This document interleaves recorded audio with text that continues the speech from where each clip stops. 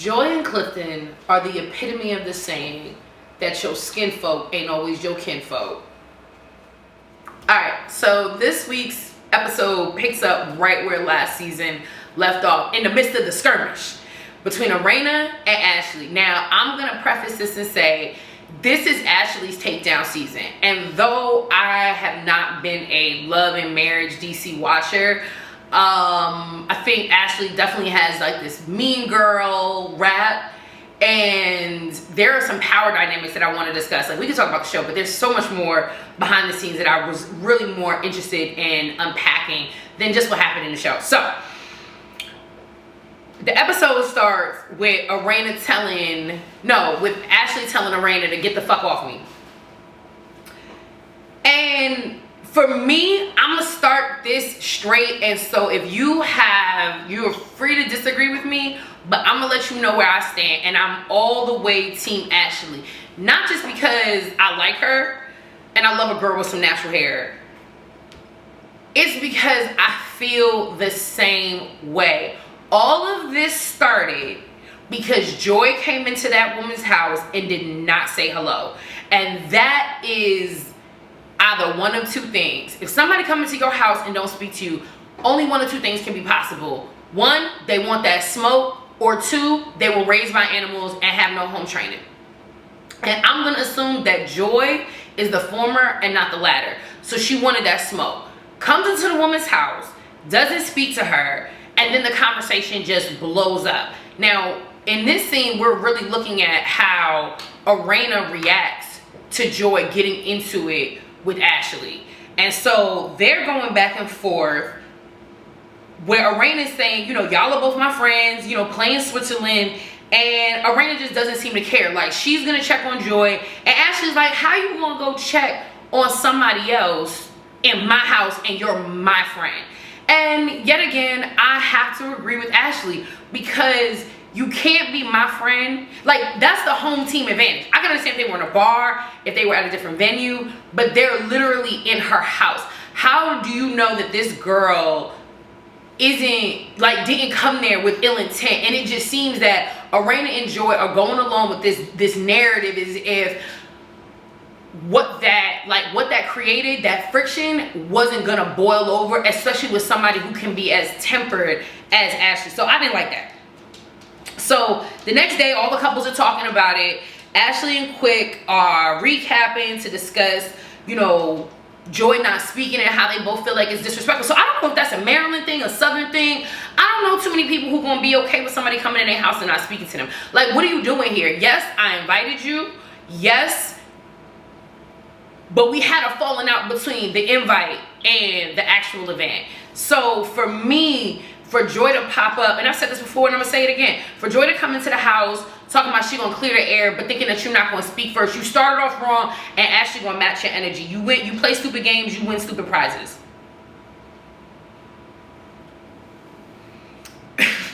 Now I'm gonna tell you this, the reason that Ashley is the winner for me, because she had me gag all episode. You can say whatever you want about Ashley, she mean, but then I'm running for Mean Girl 2.0, because Ashley was gagging me with the punchline. So when she said she shouldn't even have been here, she should have been taking care of her husband in the hospital, bars. And so the producers was so messy, because then they gonna show a scene of Clifton hobbling out of his car fresh out the hospital, and Joi damn near having to carry this man into the restaurant.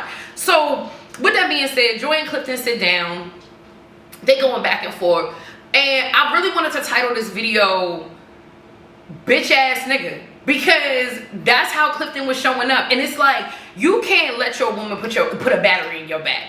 Like, I feel like Joi has been able to successfully manipulate this storyline to make it seem like she's wrong, and now she got her husband kind of backing her and taking her case. Now I also understand, because I'm in a relationship, it is not cool to publicly check your partner, but there is a way to be able to have a conversation one-on-one that lets your partner know that there's another side of the story. And that's what I don't like to see, is that, especially with men, see, I'm in a female-female relationship, so sometimes it just goes off the rail because there isn't testosterone. But when you're talking to a man, like, in my mind, Clifton should have said, he has to be able to give some level of perspective. You can't just see two women get into an argument, assess that it got emotional and had no logic to the conversation. So you know what? I wouldn't call him a bitch ass nigga. I would say he is a non-logical nigga. Because you have to have some level of pragmatism, and letting Joi come in and be able to play victim, acting like you don't know your partner. Like, that's the thing about marriages, you know your partner. So if my partner were to hear that I gotten into it with somebody about some money, she knows whatever was said after that is probably true, because I don't play about my coin. If I know that somebody, you know, may have dropped my wife's equipment and they were like, she started wilding after that, I'm gonna believe everything that they say, because I know how my wife feels about her camera equipment. When you know your partner, you know how your partner is. And so if I can see that Joi can be hostile, temperamental, and even combative, then stop acting like she's some soft, demure person that doesn't create conflict. And that's the part of this show that that's really starting to bother me. And I just think it's kind of scripted to where they're really trying to play up Ashley's energy. So now you get some cutscenes of Joi and Clifton, Ashley and Quick, and Arena and her husband. I don't know his name. But like I said, as I'm sitting there, I'm like, yo, Joi, you are lying through your teeth. I just went over there to make peace, and I don't know what happened. To me, this is classic Karen behavior. That's the throw the rock, hide your hands, and don't want to sit on what the consequences are. And he's just lapping it on up, acting like that he don't know that his partner may not be coming at him 100%. I understand you listening, but if you're not able to clearly discuss accountability with your partner, that's not a marriage that I would be interested in having. And in fact, I feel like with their marriage, especially because it's so new, if they're not having nuanced conversations where Clifton feels empowered enough to tell his wife how he feels or what he thinks, or be able to give her critical thinking skills and critical information to help her approach and broach situations in a more productive manner, I can't see how that marriage will last. I don't know why a woman would marry a man who can't lead and guide her and can't give her feedback. And it seems almost that despite his size, Joi is running that marriage. So, you know, Ashley say, you know, you gonna call me a bitch, then the bitch is activated. And it's like, I'm gonna give you what you want. And I don't think Ashley has any problem holding the tagline or holding these, like she has no problem being a bad guy. And I love it for her. Because she's not pretending, where you have like where Joi is like getting in the mix of it, but then want to pretend to everybody else that she's not doing what she's actually doing. So stop playing in our face. So Arena and Ashley meet. Arena and Joi meet at a hardware store because Arena is redoing her basement. And yet again, it's like Joi is running PR. Whoever she can film with, whoever she can get a scene with. Even when she was talking to that botch girl from Ready to Love that was on the show with them. I think she's Clifton's PR manager, but for the time being, we just gonna call her Botched. When she was talking to her when they were leaving the party, like she keeps like, oh, I was trying, I don't need this, I don't need that. And I'm wondering, when do you get to the point where you realize how I'm showing up? Like, this ain't your game show. And I think that that's the point that Ashley was trying to rein in or get across. Like, this isn't your show. This is not Ready to Love. This is not a game show. This is a docudrama, and I did bring you on this. So this is my take, where Ashley said, you know, you really should be treating me differently because I'm the one who brought you onto the show, where you're on this platform because of me. It's a hard truth to hear, but nonetheless, there's truth to it. And so, like, only a hit dog's gonna holler. So them going on and on about, oh, only Carlos is the one that could hire a fire. You had to get the interview. So I don't know if anybody's gotten a job. You know, you got the homie hookup. If I put you on at my company, and even though you do well and they're the ones who give you the offer letter, don't forget that I put you on.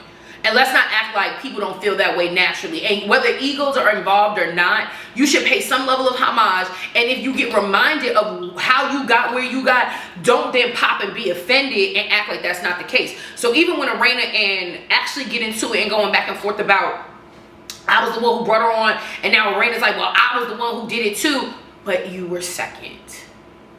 So yes, it was the both of you, and maybe Arena, you would not have said it, but Ashley is the one who said it. She's standing on facts, and that's it. So yes, Carlos is the one who made the final decision, and I think that's what's so tricky about breaking the fourth wall, because then you have the audience getting into mess that they fully don't understand. But at the end of the day, if Ashley was the one that recommended you for the show, and you think that you're just gonna run her, that's not the game. And let's not act like there aren't power dynamics in friendship circles.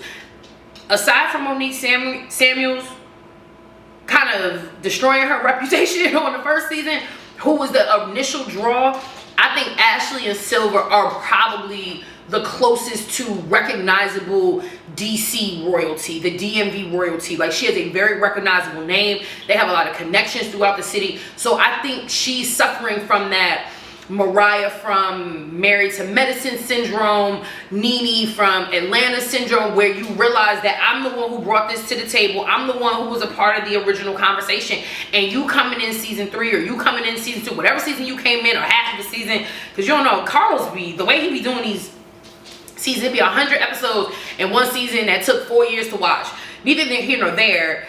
Joi is coming in not wanting to, I'm not saying that she doesn't want to play the game, but she has a very self-centered way of being, and I can tell that in real life she's a loner. She's the type of girl that be with 1 or 2 friends, or maybe one-off friends, and being inside of groups doesn't really work for her personality. And I can say the same for myself, where I don't normally get along when there's already a group of 5 friends, because what you will do in times of conflict in groups of women is much different from what you're gonna do when you're just in conflict with one other person. Because when you're in groups, you have to understand, if I really take this offense too far, I'm gonna pull other people in, and it's gonna begin to fracture the bonds of the whole group. Where when you're just arguing with one person, it's just, can you and this person get past the miscommunication? But once you start adding other people into the group, other women into the group, other microaggressions into the group, other friendship dynamics into the group, everything becomes much layered. And it seems that Joi is struggling to interact productively with the women in a way that there will be resolution. Like, you can't get but so crazy on these shows. And it seems that Joi is just, she's playing the YOLO game. She's playing the YOLO, because it doesn't matter how bad the conflict gets, Joi is with it. Versus, who's this gonna affect? Is this gonna affect the husbands? Because even quick as Clifton, if Joi don't rock, if our wives don't rock, like, where does that leave us? And that's the conversation around group dynamics. It seems that Ashley and Quick are more accustomed to being around groups of people, and that shows another point around when you have been married for a longer time.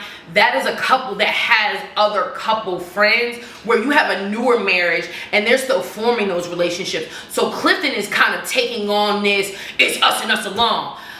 That don't work. That really don't work. I know that I'm a loner in a way. My partner's a loner in a way. Well, I thought I was a loner until I met my partner. Come to find out, I got a ton of friends. But what I had to teach my partner, or what my partner has learned in our relationship, is you need other people to get you through. Like, she needed to talk to some of my cousins and talk to some of my friends to realize, oh, she do that to everybody, not just me. Oh, when I would speak to her sister, or when I talked to her mother, it would give me some context to the things that she did that bothered me, or the things that she did that offended me. Where it doesn't seem that Clifton and Joi have created those relationships yet, because they're only a year in. They met on a television show, and they're continuously on television. So I don't know if they have a real relationship family that they can lean on. And it seems that they're very much willing and quick to be on their own island. And that's cool in the short term, but in the long term, you need your tribe. Just like every child needs a village, every couple needs a community. So what I'm gonna say about Ashley, she gave me life in that car scene to Governor Westmore's, I don't know if it was his inauguration. That is what I mean. Like, they're gonna bring cachet to the show. They're gonna do things that are relevant to the DMV area. I loved watching Ashley get dressed in that car. I loved it because I'm the put my lashes on in the car. I keep glue in my glove compartment, getting like fully, literally taking out pin curls. I felt like that was a real moment. And this is where Quick tells her that Clifton and Joi think that all of this foolishness is going on because Joi thinks that they're jealous, that Ashley is jealous of her marriage or jealous of them or feels upstaged by Joi's presence. And when she said jealous of a wedding singer, y'all, baby, I could not stop laughing. That gagged me because she meant it. It wasn't that she was throwing shade that somebody wrote for her. It wasn't that she was in the confessionals and then giving context.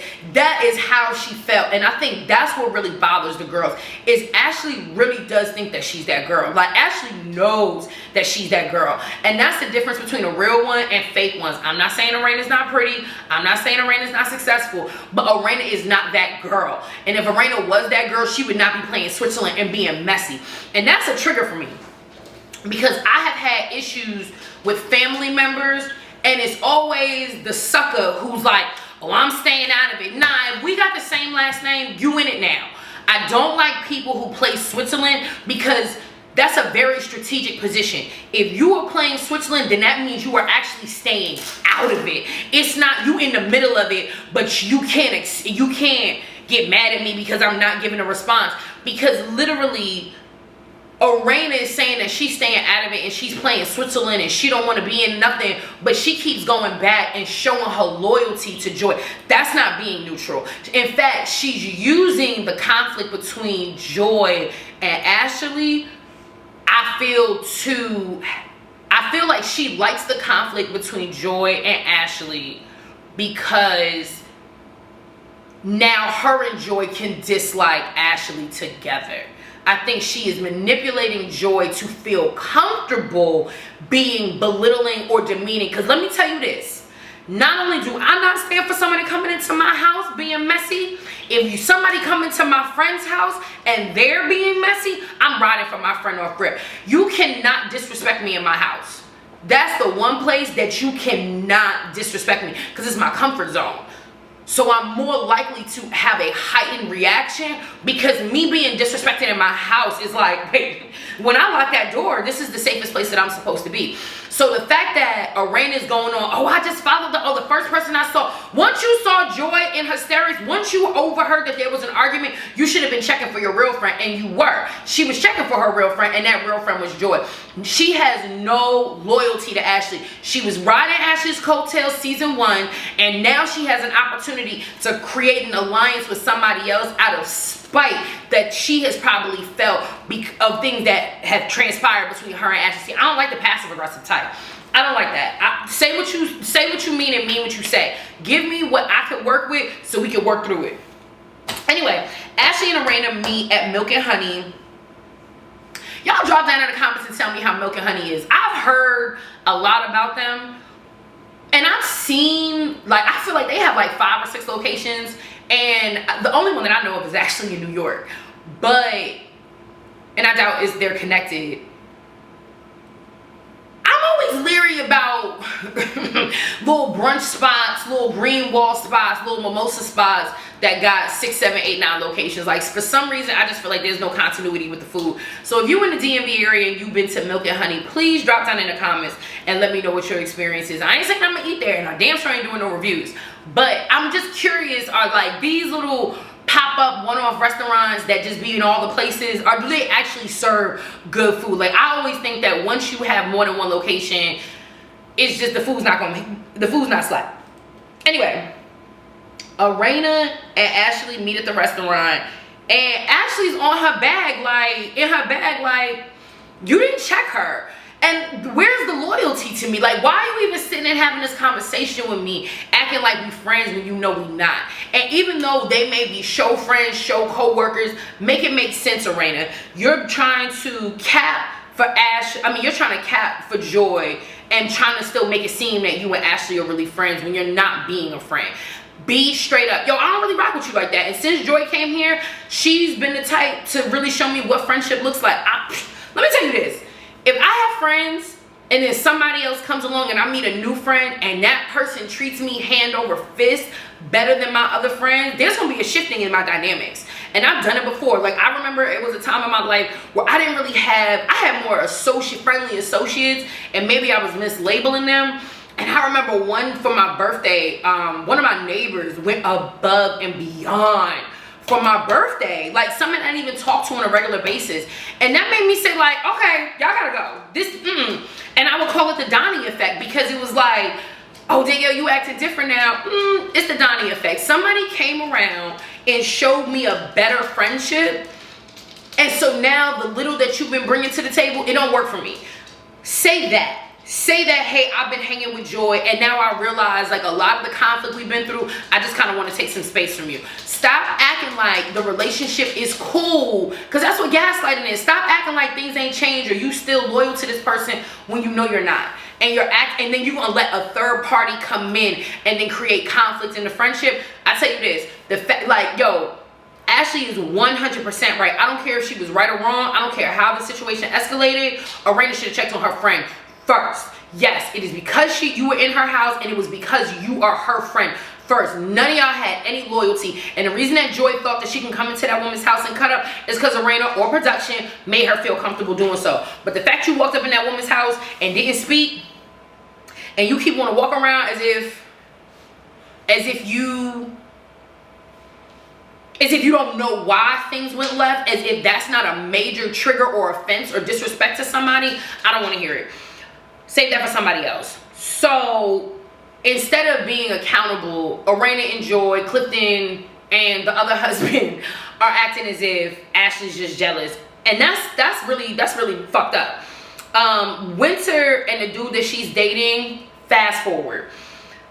Next, Quick and Clifton meet to discuss what happened between Joi and Arena. And yet and still, Cliff is just capping. So, like, not only did he show no level of critical thinking, deductive reasoning, he's sitting in front of Quick like, this is what Joi said, and I'm believing it, and I'm standing on it, and if y'all don't like it, that's okay. But when he said, you know, I'm glad that I wasn't there, or it would have been much worse, my guy, you cannot walk nor stand up straight. So, I mean, when you mean worse, like you would have fallen over, sure. But I don't understand, because in my mind, why are you and Joi so aggressive and so quick to launch veiled threats at people? So, Quick is saying, look, regardless of what happened, Joi was apologized to. If she don't want to accept it, then don't accept it. But you can't sit up there and act like you've been wrong and carrying a grudge. And that's the thing with Joi, is you have to get to a place of resolution. You have to get to a point where you're willing to move on. That's what's wrong with reality TV right now, is that the beefs are getting too dark and too deep. And so, and though it's making for good TV, this is going to get annoying, right? And Quick made a really good comment where he was just like, you can't get mad that your wedding was now put out there. You said it on television. You keep trying to make it seem like you said it in secrecy. Why would you tell somebody you just met your deepest, darkest secret around your love story? That's crazy to me. And so she's holding in this level of synthetic betrayal when it doesn't make sense that you would tell somebody that you didn't know something that's so personal to you. Nevertheless, this was a good watch. Thank you for watching TV with me. Thank you for hearing my thoughts, and I'll see you in the next one. You have a good day, because I'm sure gonna have one.